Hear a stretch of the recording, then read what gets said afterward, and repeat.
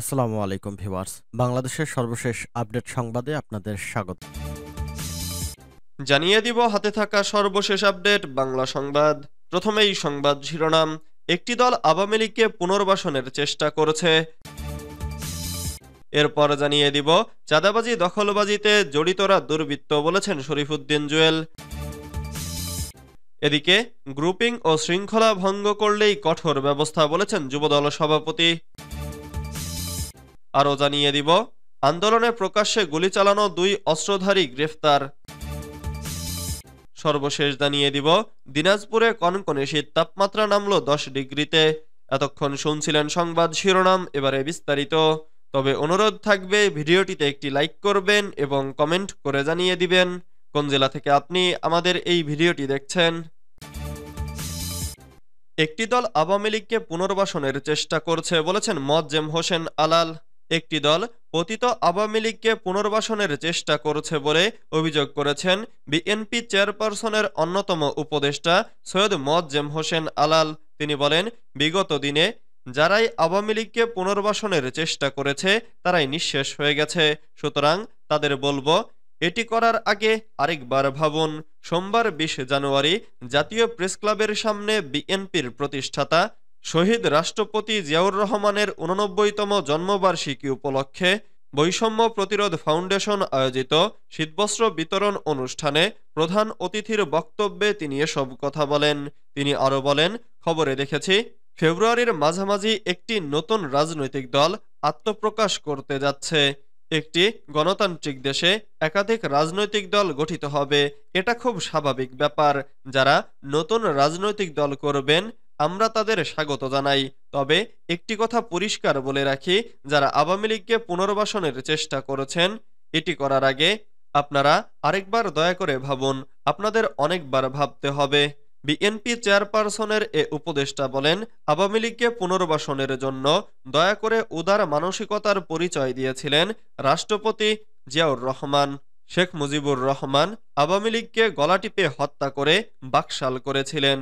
জিয়াউর রহমান উদারভাবে বহুদলীয় গণতন্ত্র প্রতিষ্ঠার লক্ষ্যে আওয়ামী লীগকে পুনর্জন্ম দান করেন। এর প্রতিদান হিসেবে জিয়াউর রহমানকে হত্যার শিকার হতে হয়।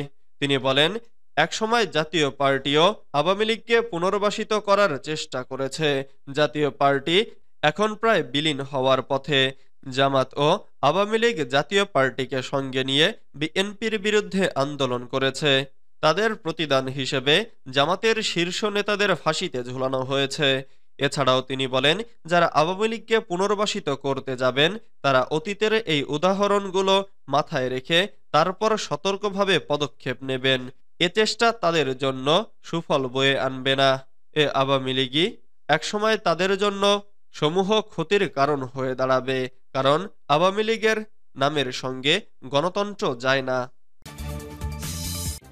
চাঁদাবাজি দখলবাজিতে জড়িতরা দুর্বৃত্ত বলেছেন শরীফুদ্দীন জুয়েল। চাঁদাবাজি দখলদারিতে যুবদলের কেউ জড়িত নয় দাবি করে ঢাকা মহানগর উত্তর যুবদলের আহ্বায়ক শরীফুদ্দীন জুয়েল বলেছেন, এরা দুর্বৃত্ত, দুর্বৃত্তায়নের স্থান যুবদলে নেই।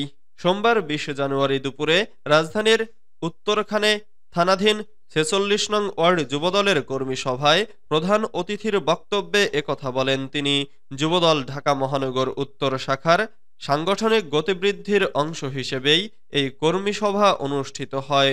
দুর্বৃত্তদের প্রতি হুঁশিয়ারি উচ্চারণ করে শরীফুদ্দীন জুয়েল বলেন, দুর্বৃত্তায়নের বিরুদ্ধে যুবদল ঢাকা মহানগর উত্তর লড়াই করে যাবে। আর যুবদলের কেউ অপকর্মের সঙ্গে জড়িত হলে তাদের বিরুদ্ধে কঠোর সাংগঠনিক ব্যবস্থা নেওয়া হবে, প্রয়োজনে প্রশাসনের হাতে তুলে দেওয়া হবে।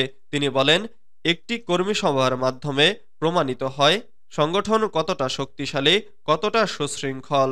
তিনি আশাবাদ ব্যক্ত করে বলেন, আজকে যারা ওয়ার্ড পর্যায়ে নেতৃত্ব দিচ্ছে তারাই পর্যায়ক্রমে জাতীয় পর্যায়ে নেতৃত্ব দিবেন। ঢাকা মহানগর উত্তর যুবদলের এই আহ্বায়ক বলেন, আন্দোলন সংগ্রামে যারা গুরুত্বপূর্ণ ভূমিকা রেখেছে, যারা হামলা মামলার শিকার হয়েছে, যারা 5 আগস্টের পট পরিবর্তনের পর নিজেদের চরিত্র হারায়নি, যুবদলে একমাত্র তাদেরই স্থান হবে। তিনি হুঁশিয়ারি দিয়ে বলেন, কোনো অনুপ্রবেশকারী ও হাইব্রিডের স্থান যুবদলে নেই। যুবদল ঢাকা মহানগর উত্তরের নেতাকর্মীদের নির্দেশনা প্রদান করে জুয়েল বলেন, দলকে জানুন, পড়াশোনা করুন, নিজেদের জ্ঞানের পরিধি বাড়ান, তাহলে দল উপকৃত হবে। দল উপকৃত হলে দেশ উপকৃত হবে। গ্রুপিং ও শৃঙ্খলা ভঙ্গ করলেই কঠোর ব্যবস্থা, বলেছেন যুবদল সভাপতি। জাতীয়তাবাদী যুবদলে গ্রুপিং সৃষ্টিকারী এবং শৃঙ্খলা ভঙ্গকারীদের বিরুদ্ধে কঠোর সাংগঠনিক ব্যবস্থা নেওয়া হবে বলে হুঁশিয়ারি দিয়েছেন সংগঠনটির কেন্দ্রীয় সভাপতি আব্দুল মোনায়েম মুন্না। সোমবার ২০ জানুয়ারি রাজশাহীতে মহানগর যুবদলের সাংগঠনিক মতবিনিময় সভায় প্রধান অতিথির বক্তব্যে এ হুঁশিয়ারি দেন তিনি। যুবদল সভাপতি বলেন, দেশকে যখন গণতন্ত্রহীন করা হয়েছে, জনগণ থেকে বাক স্বাধীনতা কেড়ে নিয়ে একনায়কতন্ত্র ফ্যাসিজম কায়েম করা হয়েছে, তখন দেশ ও জাতিকে উদ্ধার করতে জিয়া পরিবার সব সময়ই নেতৃত্ব দিয়ে এসেছে। এজন্য জিয়া পরিবারকে সীমাহীন ত্যাগ স্বীকার করতে হয়েছে। বিগত সময়ে তারেক রহমানের মেরুদণ্ডের স্পাইনাল কর্ডের ক্ষতি করে তাকে পঙ্গু করার ষড়যন্ত্র করা হয়েছিল। সম্পূর্ণ মিথ্যা ও রাজনৈতিক উদ্দেশ্য প্রণোদিত মামলায় বেগম খালেদা জিয়াকে অন্যায়ভাবে সাজা দেয়া হয়েছিল।